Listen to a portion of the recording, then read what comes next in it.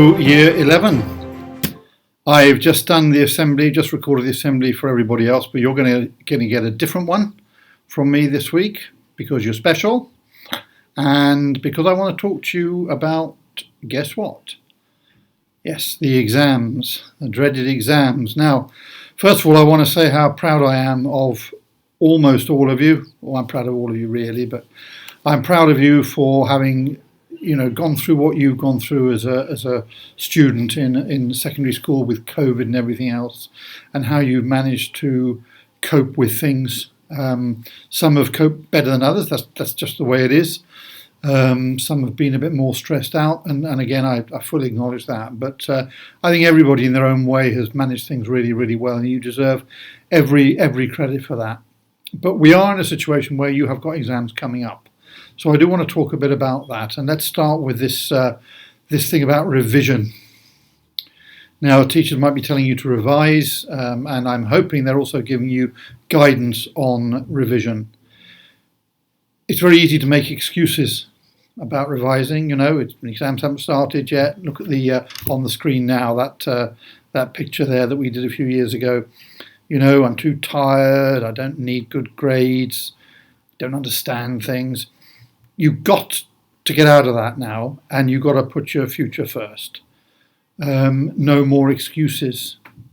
The exams really are on us now, and you've got to put all those excuses to one side. There's some guidance on the screen now about revision. It's one of those acrostic things with the revision going down the side, so it's a bit contrived, but there is good advice here.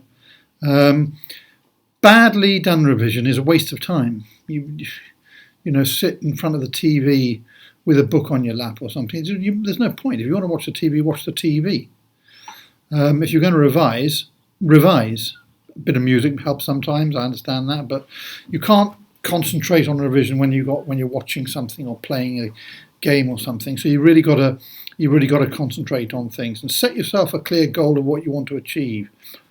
It's really important to make sure that what you're revising is relevant. A lot of people get into this habit of studying stuff which is just because they like it. I like that subject and I like that particular topic, so I'll revise that. When actually, what you should be revising is the stuff you don't like so much or you don't understand, so you can get better at it. And I think the other thing I would say to you, which is really important, is while you're still attending school, which you should be up to the last exam, take advantage of the fact that your teachers are here and they can give you guidance on what it is you should be revising. Like I said, there's no point in wasting your time revising something which isn't on the exam or isn't going to be on the exam, or we don't think it's going to be on the exam. Don't do it. Don't waste your time. Concentrate on the stuff that you need to do and take advice from teachers. Now, what does a revision look like? I like this picture about highlighting here. It's pretty obvious what it's saying. People say, oh, go through notes and highlight the important stuff. Well, if you do this and highlight everything, it's not going to be particularly effective. But going through notes and highlighting key issues is a good way of revising.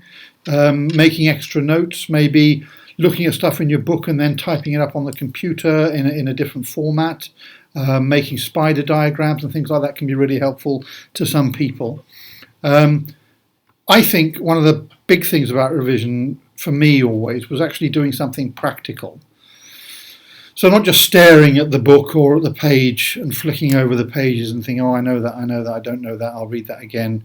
But actually sitting there with a pen in your hand, writing notes, doing an activity which help you to revise. If you're revising a maths topic, then do the questions on that topic. Don't just read over the ones you've done before. So I think that's really quite important.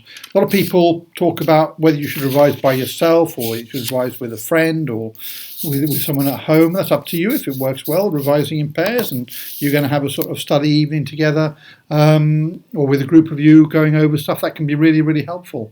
And I would encourage that if it helps. But there are others who would much rather sit by themselves and go through the work that they want to do and get some practical experience going.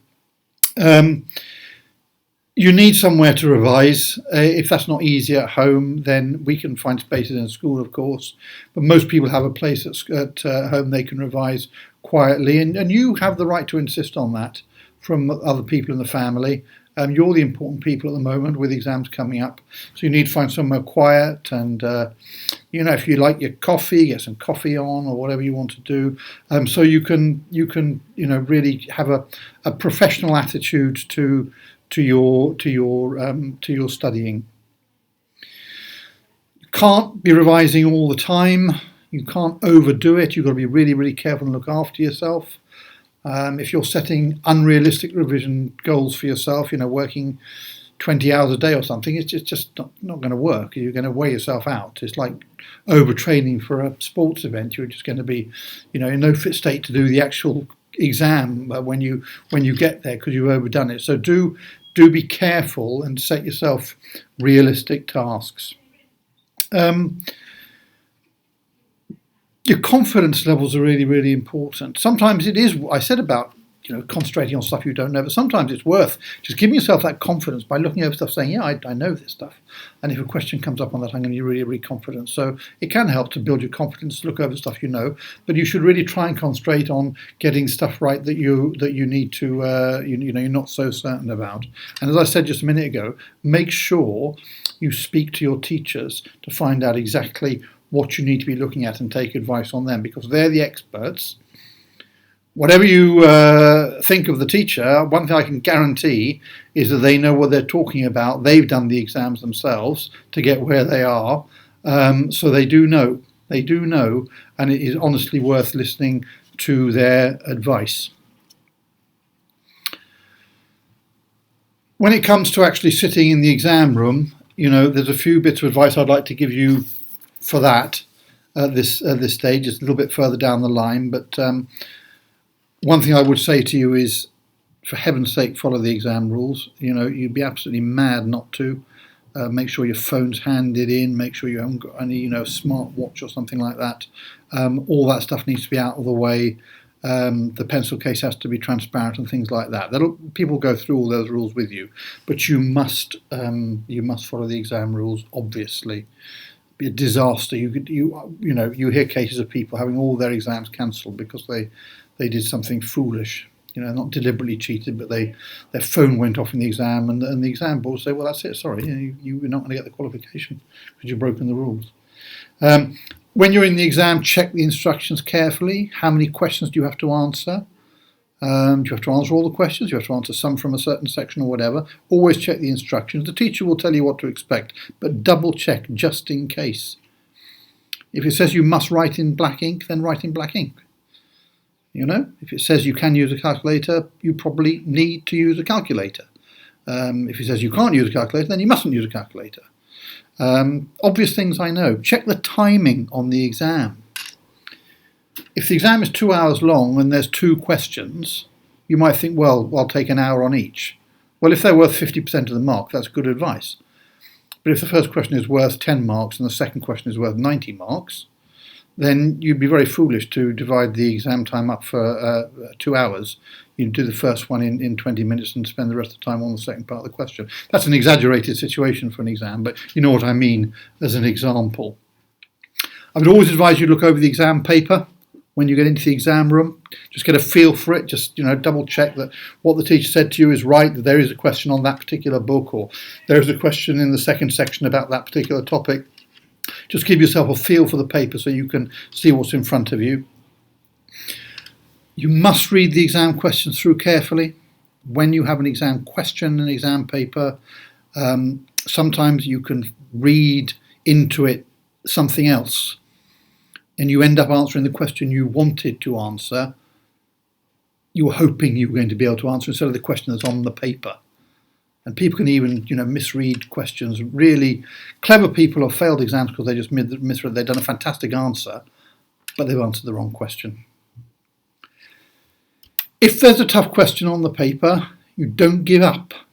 There's 10 questions on the paper. One of them is difficult. Okay, well, maybe you're going to get all the others right. So maybe you're going to get 90%, and the one you got wrong, okay, you don't get it right.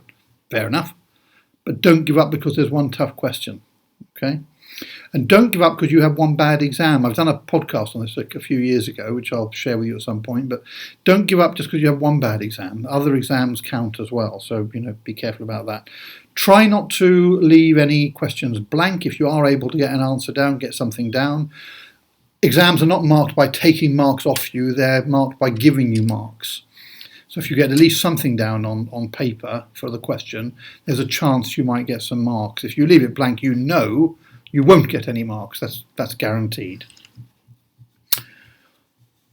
And write clearly when you're doing the exam. Don't rush it. Don't write. My writing's terrible. I've been suffering with this for ages as a student. I just awful handwriting.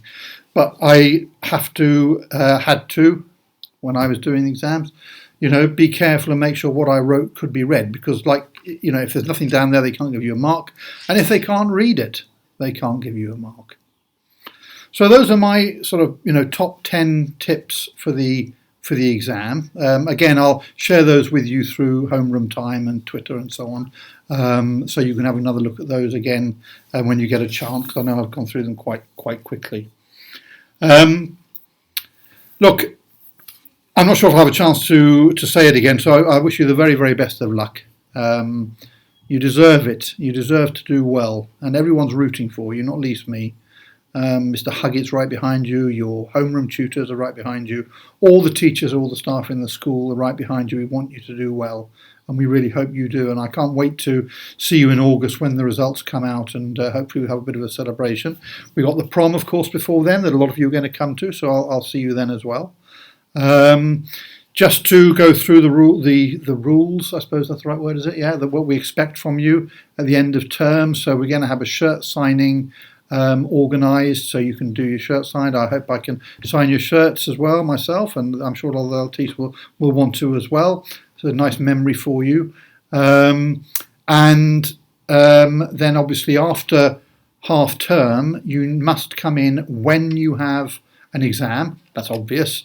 But you should also come in if you have a lesson and the exam has yet to be taken. So, for example, if you've got a music exam, then you should still go to music lessons until the last exam has taken place, and then obviously you don't have to anymore. Okay, so I hope that's been helpful. I hope you've picked up some tips from me for revision and for how to take exams. As I say, I will put some links out and you can see it all again another stage. I shall no doubt have a chance to say hello to you over the next few days for your last few days here at the school. It's been a privilege to be the head teacher for you. I've missed seeing quite a lot of you because of the COVID situation, and that's been tough, like we already said. But as I say, although that's been tough, it has given me huge admiration for you as a group of people, and I wish you all the very best. But I'll see you around the school anyway. There's still a bit of time left to go, and that's the end of the assembly. Thanks very much for listening.